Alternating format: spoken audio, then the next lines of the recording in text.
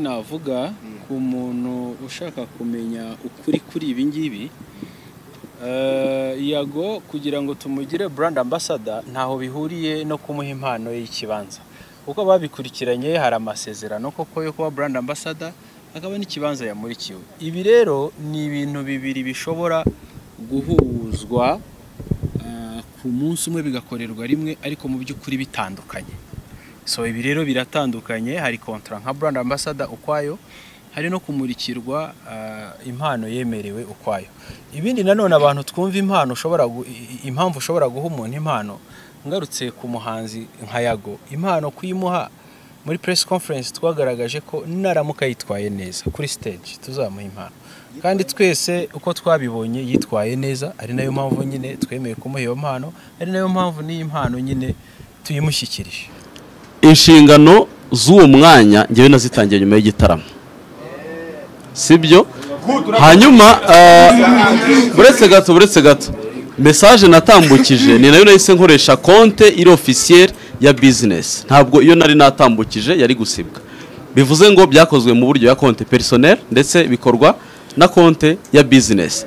Ikindi kugira ngo press conference taza gutwara umwanya cyangwa abantu bataza kubaza ibibazo bitari ngombwa kubera harimo abatakurikiye ibyatangajwe mbere, Yago yavuze ko yegereye company asaba imbabazi. Company nayo imusaba imbabazi kubitaragenze neza muri communications. Ntabwo turi bujye muri details cyangwa tubimvishe amajwi yuko byagenze company yicara na Yago ngo baganire.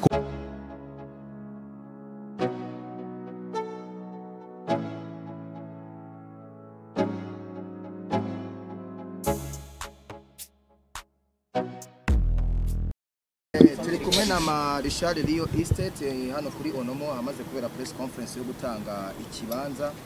mu giha Nyarwaya Yago cyangwa se Yago Product bamuzi mu muziki.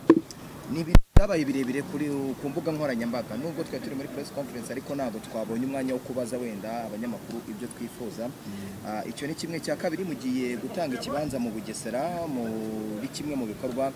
by'indashyikirwa, mukaba muri na company ntabwo ari ikibanza tujye gutanga mu Bugesera, mukaba muri zimwe muri company zikora mu bijyanye no gucuruza ibibanza ndetse n'amazu, mutanze inzu ku muturage ndetse no guha ikibanza ku muhanzi. Marshal, uru rugendo n'urugendo rwari rumeze gute kuri wowe? Kari urugendo rwatumye abantu benshi basa nkaho batakariza icyizere Marshal Rio Estate bitewe n'ibyatangajwe n'umuhanzi Yago Product. Murakoze cyane. Mbere na mbere ndashimira buri wese, namwe mbashimira ko igikorwa cyaduhurije hano kigenze neza. Nge nka Emmanuel uje kuvuka umuyobozi wa Marshal Rio Estate, ndavuga ko ikibanza twagishyikirije Yago mu buryo buri official uko twabiteganyaga. Icyo kuvuga ko company yaba yaragize aho igaragara nabi kubera se umuntu wavuga ngo aributsa, ntabwo nibaza ko kwibutsa ari ugusiga isura mbi company. Kwibutsa ahubwo ni bimwe mu muco wakabaye uranga abantu bose, aho kugira ngo ugende umvuga ngo runaka n'umugome, runaka yanyimye ibi, runaka yanyimye ibi, undeba wanyibutsa ukanyibutsa ibyo nakwemereye. Niba hari na gahunda protocole zo kubitinza bikaba byakwihutishwa, ariko niba koko mubyumva ko tugiye kumurika n'inyubako Marshal Rio Estate yubakiye umuturage utishoboye mu Bugesera, na statement company yakoze yavuze ko koko icyo gihe twenda gushyikiriza Yago ikibanza cye tubihuza n'iyo gahunda yo kumurika iyo nyubako twubakiye umuturage utishoboye mu karere ka Bugesera. Kuba rero bikorewe rimwe sinibaza ko twagiye kure y'ukuri, ahubwo n'uwaba yaragize uko afata nabi ibyo Yago yavuze, we ubwiwe yavuze ko yasabye imbabazi, company nayo yasabye imbabazi. Ikitabura mu bantu gukozanyaho birashoboka, ariko igikomeye ni uburyo byakemuwemo. Nkaba nifuza ko twaba proud y'uburyo ahubwo ibikorwa bikomeje kugenda neza, n'abakunzi ba Yago nanabashimira ko mu gihe yibutsaga nabo bagaragaje ko bashyigikiye koko ya mpano ye twamwemereye yatangwa, kandi bagakomeza bagashyigikira ibikorwa bye, nabo bagakomeza bagashyigikira ibikorwa bya company muri rusange. Ngira ngo wenda tukiri kuri icyo ngicyo, uyu munsi tubonye mutanze ikibanza nibyo, hari umunyamakuru wabajije ngo ese kuba mwaremereye ikibanza Yago ni nkaba mwaranze kugitangira wenda ubuntu bikabaho ngombwa ko wenda Yago namwe hari akantu mugomba kumukuramo akaba yaba brand ambassador kubera ko na Yago ni brand nini akaba yaba brand ambassador noneho mukabona kukima kuko hari amafaranga mwavuze muzamona arahari cyangwa bikubiye mu kibanza icyo navuga ku muntu ushaka kumenya ukuri kuri ibi ngibi Yago kugira ngo tumugire brand ambassador ntaho bihuriye no kumuha impano y'ikibanza uko babikurikiranye hari amasezerano koko yo kuba brand ambassador akaba n'ikibanza yamurikiwe ibi rero ni ibintu bibiri bishobora guhuzwa ku munsi umwe bigakorerwa rimwe ariko mu by'ukuri bitandukanye so ibi rero biratandukanye hari contract nka brand ambassador ukwayo hari no kumurikirwa impano yemerewe ukwayo ibindi nanone abantu twumva impamvu ushobora guha umuntu impano ngarutse ku muhanzi nka Yago impano kuyimuha muri press conference twagaragaje ko naramuka yitwaye neza kuri stage tuzamuha impano kandi twese uko twabibonye yitwaye neza ari nayo mpamvu nyine twemeye kumuha iyo mpano ari nayo mpamvu ni impano nyine tuyimushyikirije kugira ngo ikibazo cyane ni muvunyi kuri 3D hari company nyinshi hano mu Rwanda zagiye zihomba cyangwa se zikagenda zigaragara nayo muri societe bitewe n'ibyo zagiye zemera abaturage ntibagende babibona uyu munsi wa none biragaragara yuko ibyo mwemeye mwabitanze ariko se muri iyi periode ibi bintu byari bibayemo nta gihombo company yaba yaragize bitewe n'ibintu byari byatuyitinze yaba kuri Yago ndetse n'ibyo Chita yari yamusubije nibaza ko nta gihombo company yagize ariko kibaye kinariho mu baba barayumvise nabi nibyo turimo turakosora warunabivuze neza ko hari abantu benshi bemera ibintu ntibabitange nibaza ko utakabaye umuco uranga abanyarwanda ubundi icyo wemeye kigomba kuba cyatangwa nyine icyo rero kubyo nari mvuzeho nicyo warubaje cy'umuntu waba warafashe company nabi uyu munsi ayifate neza kuko icyatumye ayifata nabi nuko twari tutaratanga ikibanza ariko uyu munsi ikibanza tukaba tugitanze ariko nanone nanamubwira ko impamvu koko yatumye dukenera guhuza umunsi wo gutanga ikibanza n'umunsi wo kujya kumurikira inzu uriya muturage ni mu mpamvu z'uko nyine Yago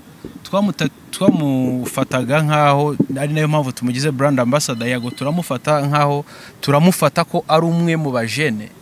b'urubyiruko nyarwanda bagaragaza ko umuntu yavaha akagera yifashije kandi abigizemo ubushake iyo rero tujya guhitamo brand ambassador ntabwo twapfa gufata buri muntu wese ngo brand ambassador iyo mpano cyangwa icyo kintu twamubonagamo nicyo cyatumye dutekereza ngo why not mu buryo bwo kukangurira noneho urubyiruko n'abanyarwanda umuco wo gufasha tutanamwifashisha noneho akaba ari brand ambassador muri icyo gikorwa niyo mpamvu twari dutegereje kugira ngo contract yiwe tuyinoze n'ubushobozi bw'ibyo dusaba nk'umuhanzi tububone hanyuma tubimurike bimeze neza showbiz muyikurikiranira hafi cyane ngira ngo niyo mpamvu mwahisemo nka Yago Pondati nk'umuhanzi urimo kuzamuka hano mu Rwanda ariko abasanzwe bakurikiranira showbiz hano bazi neza ko yaba Chita ndetse na Yago harimo akantu muri press conference byagaragaye cyane ko banamuhaye na brand ya Chita ayanga kwikoresha kandi abandi bose barimo kuyikoresha turimo turavuga Chita ni PR wa company yawe Yago abaye brand ambassador wa company yawe ibi bintu uraza kuza kubihuza gute baraza kuza gukorana gute ibi bintu rero niba mwana bibonye ni byiza ahubwo ngiye nkabisobanura ko mwakagombye kuba mubibona uko bimeze uko bimeze no kuvuga ngo iki iyo dufashe umwanya wo guhuza brand ambassador utumvikana na PR niko mwabibonye nge simbizi bura tuba turi kugera mu kirenge nyine cyo guhuza abantu sibyo se so rero niba ikibazo nta kirimo kuko ikibazo akakanya ngewe nibyo nari mvuze ko tubaye turi kubikora twaba turi gukora ibintu byiza uyu munsi ntabwo nge nk'umuyobozi wa company ndi bujye ku bibazo bwite bya Julius Chita cyangwa ku bibazo bwite bya Yago ntabwo icyo ndeba ni business so rero muri business twebwe turi kubakoresha no matter what nova ko iyo uri muri business ukoresha impande zombi yaba ari umugore n'umugabo batumvikana urabakoresha kubera ko hari icyo uziba kubyariramo umusaruro reka mbaze hano mbarize abakunzi ba TV1 muri rusange ndi hano nka Virus nk'umunyamakuru ukora showbiz twibanze cyane kuri business ariko ndagira ngo tujye kuri showbiz ho gatoya hari abakunzi bawe bakumenye nk'umuhanzi Marshal Ojeko nibyo hari abakumenye nk'umuhanzi ndetse banagukundiraga ibyo bintu hari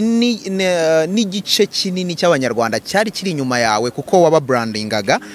uyu munsi wa none twakubonye muri business cyane ariko nk'abanyamakuru ba showbiz ndagira ngo nkwibarize ese umuziki warawuhagaritse cyangwa hari ibindi tugiye kubona ikindi cya kabiri gukorana n'umuhanzi nka Yago umuhanzi uri ku rwego rwiza haba hari ibikorwa uri murategurira abakunzi bawe bifite aho bihuriye na showbiz n'umuziki wawe hagati yawe na Yago. Urakoze cyane ndahera kuri icyo usorejeho Yago yabivuze neza ko muri 2017 yarahagarariye projet yanjye nk'umuhanzi yampuzaga na Eddie Kenzo aho rero ntabwo twaba tugiye kure y'ukuri ko n'ibindi bishoboka ko twabikora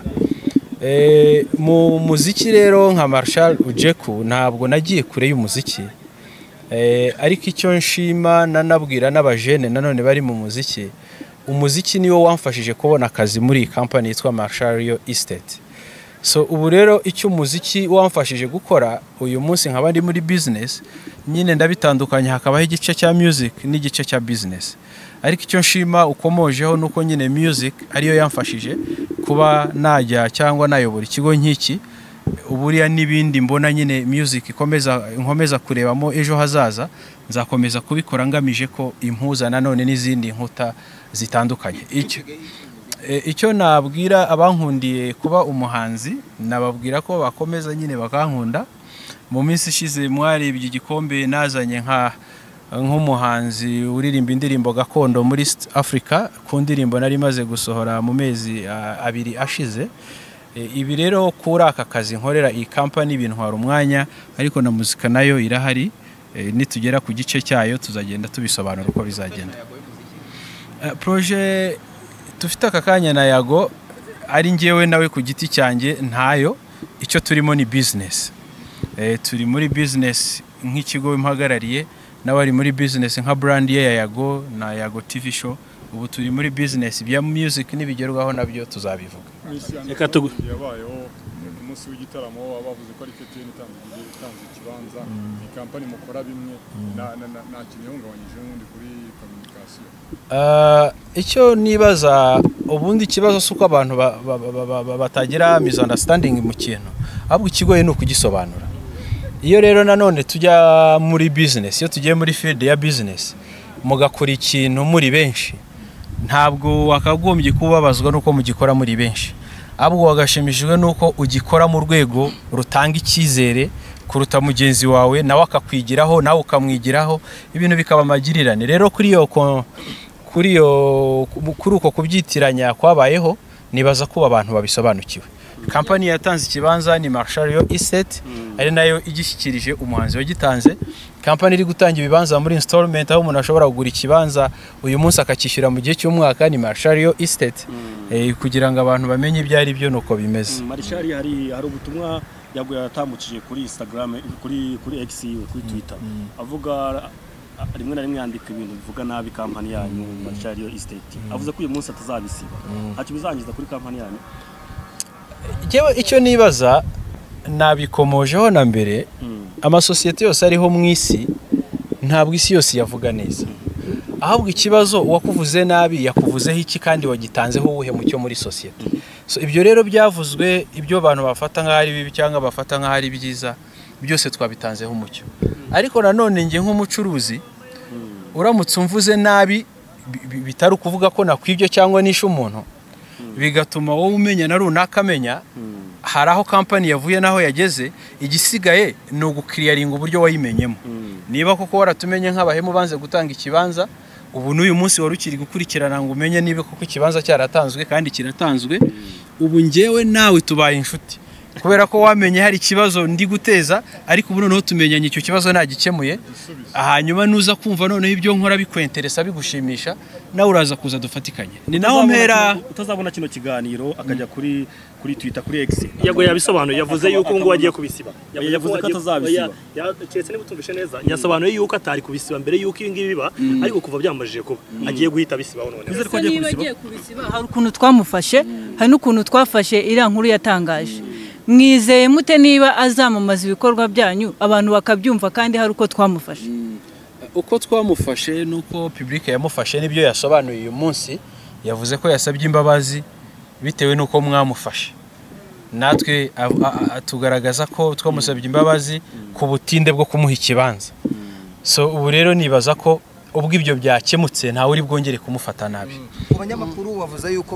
nako sinagena nagutayemo wavuze yuko natwe hari ibintu utugenera kubera ko tuba turi muri industry kandi nawe niyubamo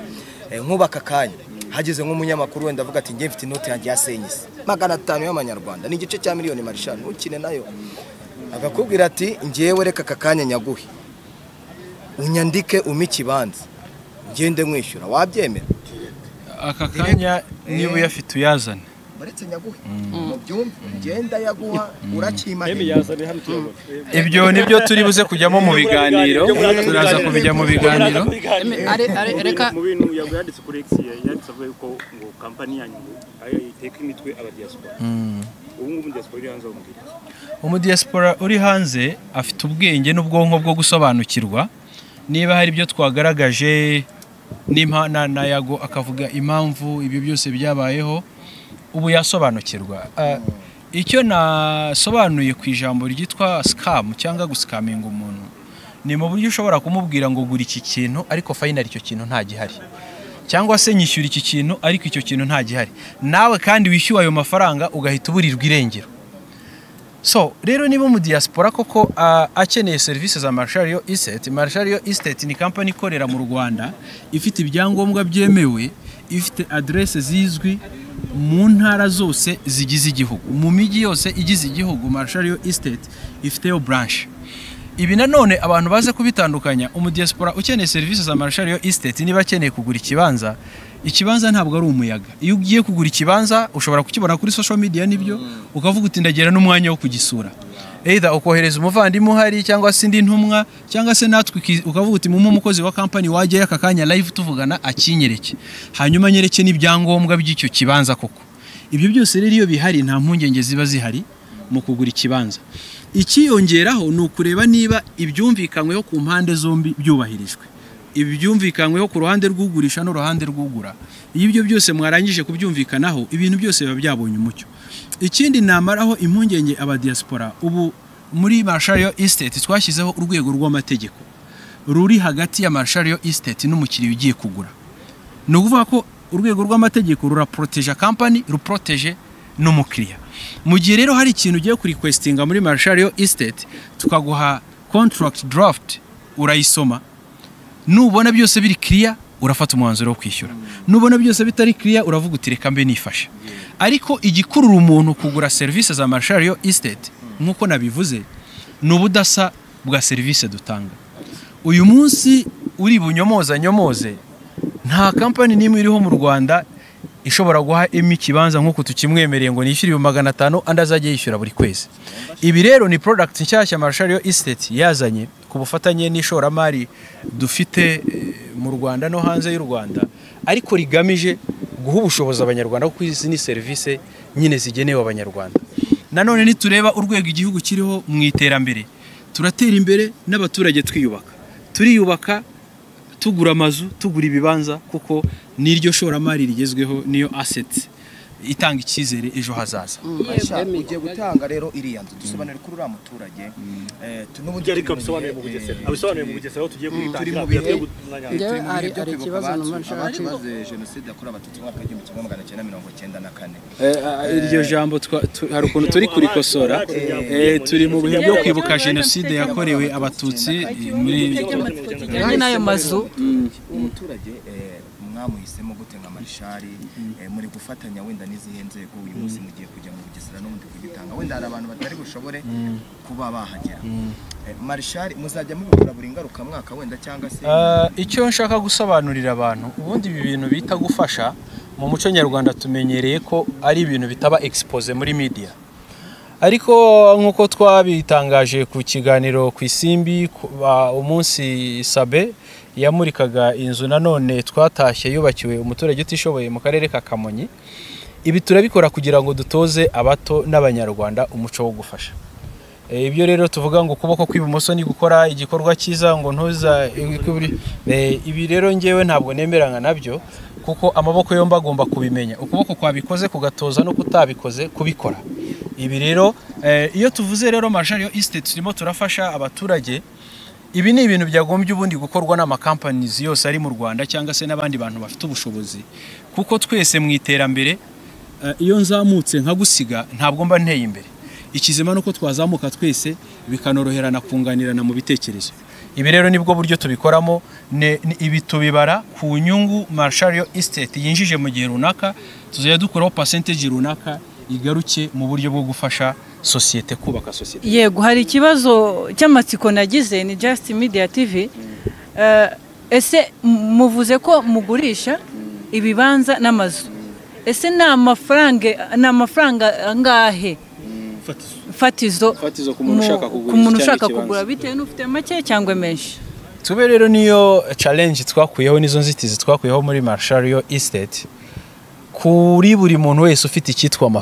amafaranga ari liquide, twegere tuganire. Ubu ngubu ibibanza dufite biri affordable, akakanya dufite ku isoko no kuva kuri miliyoni 2 n'igice kugera ku miliyari tutazi. Amazu dufite ari affordable, akakanya no kuva kuri miliyoni 15 kuzamura kugera ku miliyari tutazi. Ibi rero ntabwo bishobora kurimita umuntu ufite miliyoni 1 n'igice ibihumbi 500, cyane ko twavuze ko icyo kibanza none ushobora no kwishyura make muri installment. Ni inyubako nanone ntabwo bishobora kuguca intege,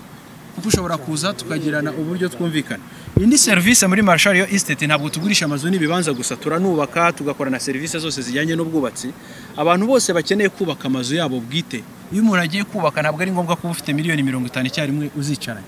Ushobora kuba ufite aya fondation make ukagenda uyabona buri kwezi. Iyi systeme twayishyizeho aho tuzajya dufata kamera iri live tukayishyira kuri site, tugashyira screen muri office, itu networkinga nawe aho waba uri hose mu mpera z'isi, ku buryo niba turi kukubakira umunsi ku munsi ureba inyubako yawe ahigeze. Ese ntabwo mwamushyira mu bitewe n'amafaranga umuntu afite, ntabwo mwamubajyana mu cyaro cyangwa ahandi hantu? Mu cyaro naho tujyayo no mu mujyi tujyayo. Ibi rero dushobora kujya mu cyaro cyangwa mu mujyi bitewe n'amahitamo y'umukiriya. Tugushimire cyane.